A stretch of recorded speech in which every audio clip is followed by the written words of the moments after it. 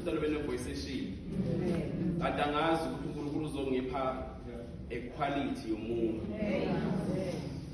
Ikholi yakhe ungifonelile eShift yahamba ekhaya. Wangifonela lo bese sekhaya ke ethi mphathi ngoba ilona gama engibiza ngalo.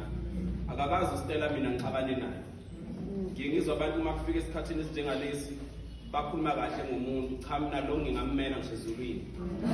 Ngisho ukuthi cha ngikwazile ukusebenza nale ngane efike yaba wadleke enhlizweni yami.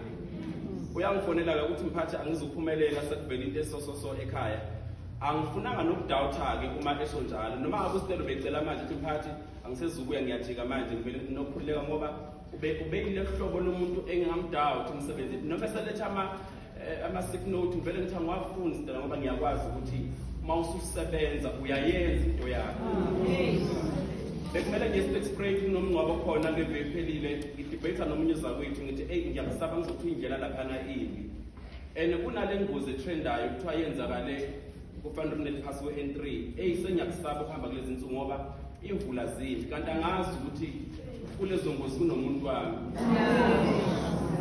Ngomuzwe kakhulu ukuthi ngimfonelile Saturday ngamfonela Sunday ngingamtholi ngifuna ukumcheck ngimtshela ukuthi ngicela ukuthi Monday sizohlangana eMidrand ngoba siya ku training ngaze ngamsendela ama VN ngishiya ama message ngithi hayi uStella angaphendula ifoni usho ukuthi ingane yakhe iphinde ayibulala ifoni bese kuthi ke uzawethu ola ama iPhone ekseni ngo8 kumina ngithi Stella ngiyasimala ngoba ngiyaqoqa ngithi awunazoke uStella ke lo athi uzothi ke mphathi ngiphethe indaba eziphi ngithi omunye khona angicabangi kaStella bafowethu ngilimele kakhulu ngiyacela umndeni ngizozama ukuthi ngibabone na even after the funeral